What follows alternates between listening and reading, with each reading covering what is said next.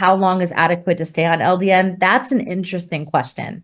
So we know that the maximum efficacy for autoimmune conditions, I tell a patient, so for instance, for thyroid, which I do a lot, we have some other clinicians that have shown really, there was like several years back, there was a doc who was showing, really continued effect at 15 months. I say 18 months. I really say a year and a half for full efficacy. So I try to get patients to stay on it a year, especially if they don't notice anything and there's no trouble. At the very least 6 months to say, give it time. And if say at a year you want to take a holiday, absolutely you can.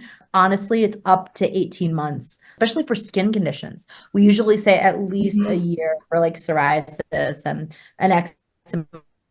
We say really give it time. And of course, you're going to be doing a lot of other total systemic work.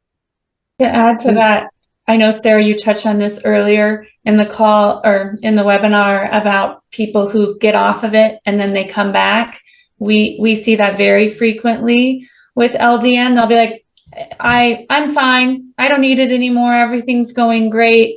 And then normally 3 to 6 months later, we see them pop back up and they're like, oh, I was feeling terrible. I didn't even know all this stuff LDN was doing for me. And so then they end up starting back up. So that happens very, very frequently, I would say, because they're all of a sudden they're back to their baseline and then they don't think they need it.